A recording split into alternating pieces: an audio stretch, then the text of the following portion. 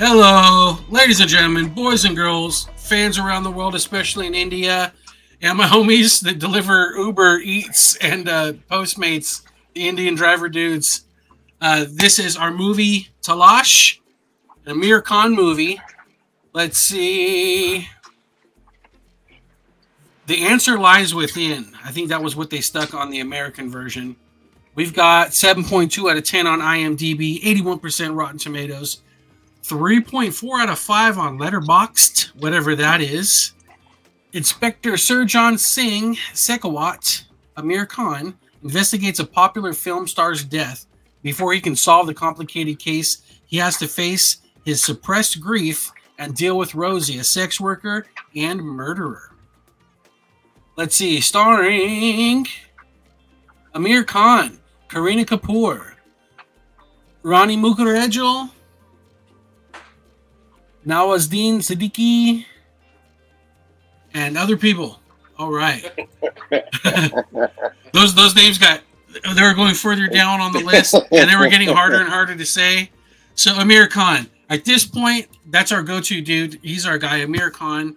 And this movie, usually, well, this one's got a twist on it, Fuzzy. Well, Fuzzy will talk about his twist.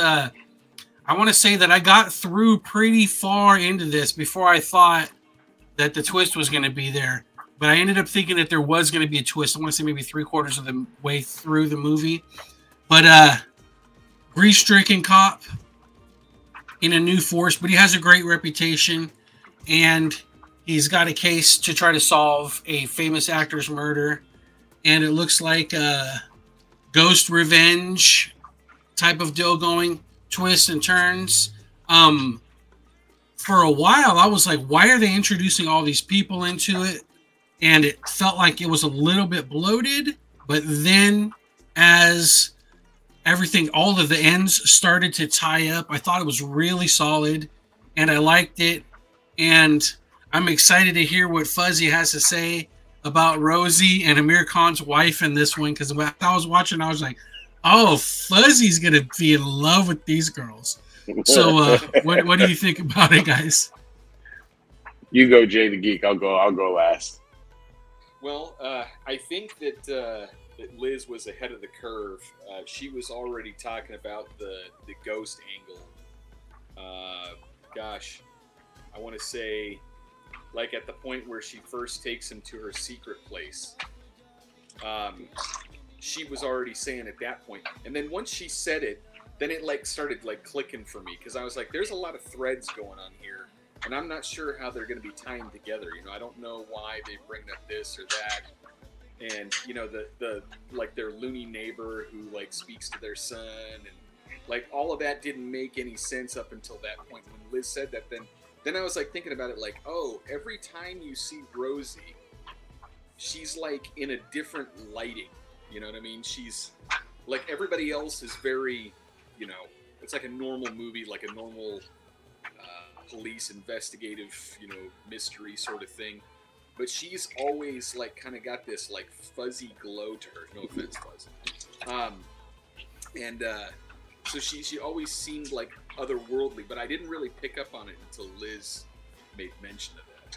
But I liked it because, again, this is another movie with a lot of payoffs. You know, you're like, where's this whole thing with the loony neighbor going? And then, you know, as it unfolds and she's like trying to communicate to... I thought she was a scammer gypsy at first. Right.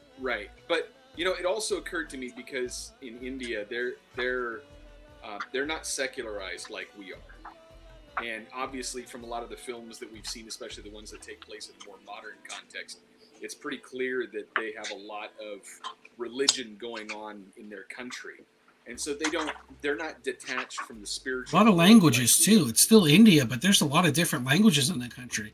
That's got to mean, I think the closest thing we have around here to that's like in Quebec, the people speaking French in Canada, and that's kind of that's a point of contention for even the Canadians, and they're always trying to, you know, break off from Canada and that thing. I imagine, but the thing is that I don't necessarily know that at the end of the day they're probably still all Indian, I would think. At least I don't gather from the movies that there's like racism or derision going on. At least, you forget. What's the last one we watched last week? Remember, they couldn't be together because he was fucking so and so, and she was so. It was like Romeo and Juliet, and at the end they get the phone call. But he was an Indian. Right, he was Pakistani. Whatever, dude. Okay, there's always Pakistani. It's everywhere, okay? Everyone hates everyone equally. I say it all the time, dude. You know what I mean? Like, that's why I say everyone just needs to smoke a fuzzy stick and just love each other, dude. And life would be great, dude. But, you know, no one wants to listen. What you're saying is it's going to take narcotics for people to love each other? It's not. It's God's gift to us. That's what it is. It's a God gift. God. So, whichever one you believe in. The other thing that I liked about this is that, and this is probably, again, a result of the fact that we're watching another Amir Khan movie, but also that we're seeing more actors that we've seen in previous films. So obviously, what's her name? Kareena, the main actress. Kareena Kapoor? Rosie. Yeah, she was his love interest in Three Idiots also. The one with the glasses, the daughter of the professor with the lisp. That's yeah. the same actress. And then the guy that was limping all over the place, the one that was kind of scheming, I think in the movie his name was Tahir or something like that. He was the trainee for the main guy in The Lunchbox. He was the one that was replacing the one that was always chopping his vegetables on top of the balance sheets and stuff. So he got in trouble for the balance sheets having vegetables chopped all over them. Right. That's the same guy. So I'm like seeing all these people like, oh, I've seen that guy before. So anyway, it made the film more enjoyable because I feel like I'm finally getting to a point where a lot of this stuff is starting to make more sense to me. They're not just random people. But going back to the loony neighbor who's like the spiritual lady, you know, when she made that comment to Amir's character about how him being in like a negative attitude is going to draw malicious spirits to him. That's when it started clicking for Rosie and what she was up to. And I was like, she's the malicious spirit. So it was another payoff that was occurring, you know, in the film. I enjoyed that very much. Well, you guys are smarter than Fuzzy, I think. Fucking, you know what I mean? Like, they got you on this one. They got Fuzzy. Wow, you're pretty bright when it comes to that. You're a sharp cookie when it comes to those twists on those things. But what it was is, and I was, because I saw it and I went, oh shit! I said they got me. Those sons of bitches. Those sons of bitches got me. And it was. I'm more like I was like you, Nate. I got about 3/4 of the way through, and then it started kind of clicking in my head. To where I started going like, because when I saw the lady say the ghost line, right? Like, because again, you always listen to what people are saying, you know, because it's always like a little treat that they're leaving there to lead to the end. And she said that, and I go, because what threw me off was the part how she went into the house and then found the picture of the kid and then gave that grin, you know, that smirk. And then everybody was kind of tied in to the investigation. So I was like, oh, I thought the girl was trying to play them to get the money and she was going to run away with the money. Like I was going the whole Snatch route, like Goodfellas, you know what I mean? Like this was going to be like one of those gangster type of movies and stuff. And they were using the kid as bait. So I was like, oh shit. All right. So I sat down, I'm all in for it. And I was remembering what you guys were texting and I'm going like, why is everyone say this is a gangster movie, dude? Like, why am I gonna get emotional on this stupid movie? Like, come on, dude. Like, you know, going. And then it started to click a little bit. And even like you said, when the special place, I was like, oh, the body. I was like, that's what. Oh shit. This is I know what you did last summer with a fucking twist. I like this, dude. This is good. You know what I mean? Like, holy shit. And then like I'm like, okay. I go, I'm in it. But dude. When he sat down to finally read the letter from his son, free falling, dude. I stood up. I started clapping. I was like, they got me. These sons of bitches got me, dude. I was like, oh, my God, dude. Because I thought they were all working together to scam him to get the money. Because I was like, oh, okay, dude. Like, and then the only part that I'm calling bullshit on, I'm calling Fast and the Furious bullshit on, is the limp guy.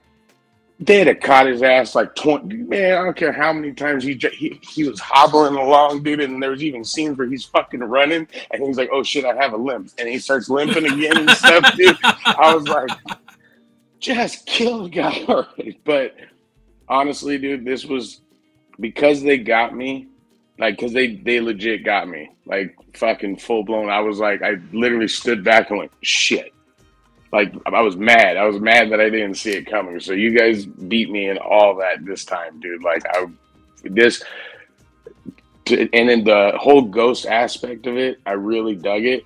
Like, I like that shit. Like, I like, if you do it right, like, there's an Australian movie I like. I think it's Australian. And it's kind of the same thing. It's called, like, Brother's Keeper or something like that. And pretty much it's the same plot. This guy comes to town and he's just fucking killing all these people, these street thugs, and you know it's for a reason, and this guy's helping him do it, and at the end you find out it's a special needs brother that they fucking murdered, and he's been guiding him to kill all these people the whole time and stuff. And I was like, I like that kind of shit. Like, that's very cool. It's kind of horror-ish, you know what I mean, but not so bad that, you know, you're fucking freaking out the whole time, and at the end you're like, you almost feel a little warmth in your heart, like revenge has been taken, you know. And that's what this was, except he wasn't killing everybody and stuff, dude. But like, I literally thought it was all fake. Like, I was like, oh, that gypsy lady's just fucking, you know, lying to him and stuff, and they got me good. So this is going to get a big mark on Fuzzy's point system because of that. So I'm just saying, I'm already going to throw the scales off with this one because they fucking, you get Fuzzy, you get my points, dude. That's all I'm saying, dude. No, I liked it. I think it was well acted. I didn't think there was any holes in the acting in this one. I think it was well written, and it looks. What's the year? The scene, like even the simplest scene, the one that I was like, when I was watching it, I go, I'm going to bring this up in the shot or when we talk, and it's stupid. Like, I can't believe I loved it so much, but it's that scene where he's standing there, like right in the middle of the movie, and he's got, you know, and the music's playing in the background, but he's playing the scene over in his head of when his son says, I'm going to go for a walk. And he's like, no, don't go for a walk. Let's play checkers. You know, and then it cuts back to him, like, with, you know, he's literally trying to figure out everything he could have said to save his son. You know, and they're not once in that movie, dude, like, except that part when he's laying in the bed, did he verbally say, like, oh my God, it's my fault. You know what I mean? Like, that's, like you said, good acting. It's all in his face. It's all in the editing. You know, they're visually telling you what it is instead of verbally telling you the story. Like, you kind of just start grasping it little by little, and you're like, oh God, this poor bastard, dude. Like, I want my mustache. He wasn't yoked out in this one. Right. It took me a minute, but that mustache, I was like, that's like Chuck Norris's beard, dude. You could see it a mile away, and you know it's his, dude.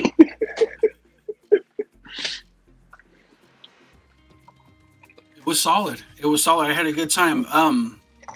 You know, his wife did a really good job. Beautiful lady. Her eyes were green and glowing. Yep. You know, it seemed like she had the eyes that Amir Khan had in PK. Maybe it was contacts or something. Because Amir Khan, I thought, when I saw him in Three Idiots and PK, I almost thought that he was maybe like half Indian and had some Anglo in him somewhere. Like, he was biracial.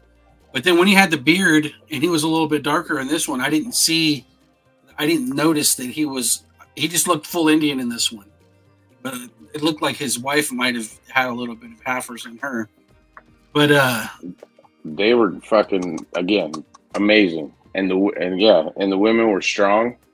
You know what I mean? And they weren't manly. You know what I mean? Like, fucking, she's a hooker.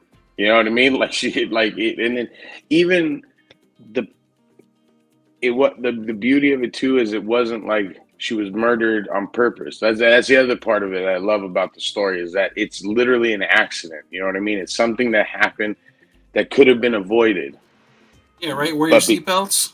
Yeah, wear your seatbelts. Fucking, if someone gets hurt in front of you, even if it is your fault, fucking get help, dude. Like, try to, you know, save the person and shit like that. You know, like the humanity thing to do. But like, that simple thing, and that's why she was an unrested soul. And that whole, oh, I love that shit. Like it feels like one of those old books we used to read in like junior high, where it was like R.L. Stein's like fucking, you know, again, like, you know, like that kind of thing. Like that's why I was like, oh, this is awesome, dude. I love it. I think I hurt the Jada Geek's heart. Yeah, looks like he now he'll be back. Fucking lost the game. God damn. The Lakers? Yeah. They overachieved all year. What jersey are you wearing? Superman. Oh. I would say if that's a Nuggets jersey, I'm going to divorce you. Dude, you saw my kid. My kid was fucking watching the game on Saturday, and my wife's calling me. You need to talk to your son. He's cheering for Denver. And I text him, I'm all, keep it going, buddy. All good heels never quit.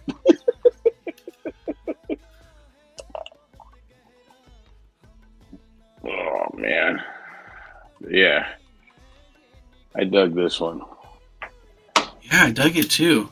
There was another one. It was a sports one. Did you see the preview I sent for it? He's like a famous wrestler. He's like an Olympic wrestler, and he got silver. Mm-hmm. And he keeps on trying to have, but he ages out of being able to do it. He keeps on having kids to try to have a boy to go into the wrestling with him. And he ends up not being able to have a boy, so he has daughters.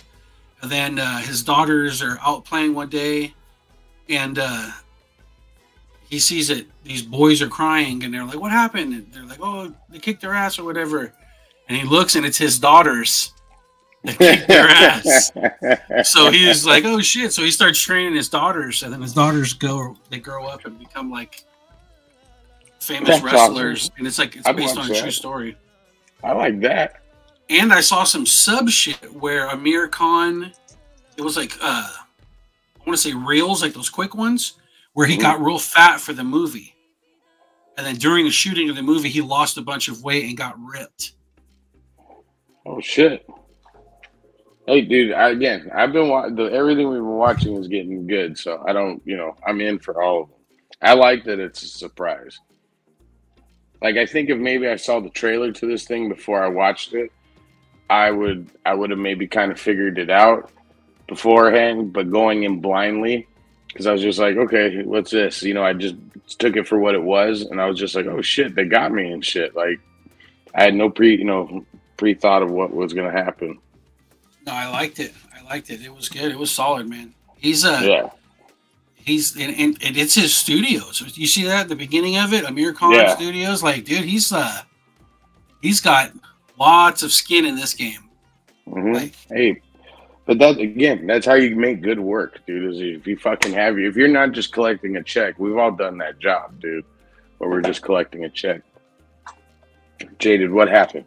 Did Liz come and sock you? Fellas. I don't know what happens. There was some kind of glitch on my end, and now the camera doesn't seem to be working. So you're just gonna get my avatar. Oh, you're gonna Sanchez on us? Sorry, man. It's all good. It's all good. So I think we all had a good time with this one. I think we had a good time with this one. I don't think I've ever been let down by Amir Khan. I was just talking to Fuzzy about how he's like the producer, writer, director, all that kind of. Well, I don't know if he wrote it, but let's see. It's his studios. Yeah. So director Reema, Kagti, music Ram Sampath. So it looks like he's acting and producing in these things. Huh. He didn't direct it though? No, he didn't direct it. Gotcha. No, he's good, and I was trying to mention before when my system crashed on me is that it seems like, you know, most of the stuff that we've seen him in have been comedic roles, and so it was interesting to watch him in a more dramatic role, and good to see that he could do it well. What right range on this guy, huh? Yeah. That's acting.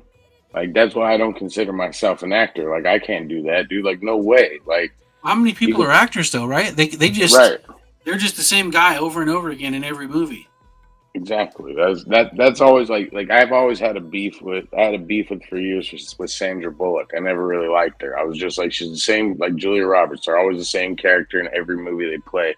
And then she did Crash, and I was like, oh, Sandra Bullock don't give a shit. Like, damn. I was like, okay, she's not. And then I literally went back and watched the rest of her catalog after I watched that movie.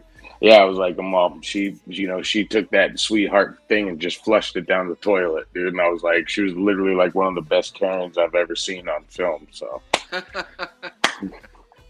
I'm liking the Amir Khan lane. Those of you guys watching, send us some more.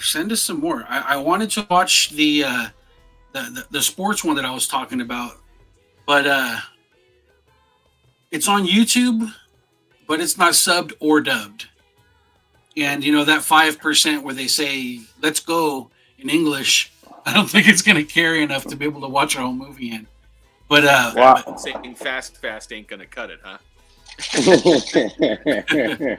Right? Yeah. All right. So, that all being said, if you're with us this far, give us a like, share with your friends. It helps us. It helps the content grow, and it helps us, keep putting energy into this lane, because this is like a comic book and toy collectible show.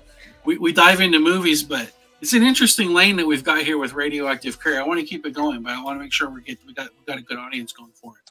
We appreciate the feedback. We get really great comments. So, we want to keep it going, like always and forever. So that being said, hey, let's get into it, guys. Spicy curry. What do you think, Jaded? Well, this movie, I think it's a solid film. I don't think that there were any problems with it. I think I liked it better than the last one we watched, the PK. And that was just because I think PK had some technical issues with the computer graphics portion of it. But this one, obviously, since it was a lot more grounded, and like I said, I'm really appreciating in these films the number of payoffs that end up connecting at the end of the film, so that everything is real clean.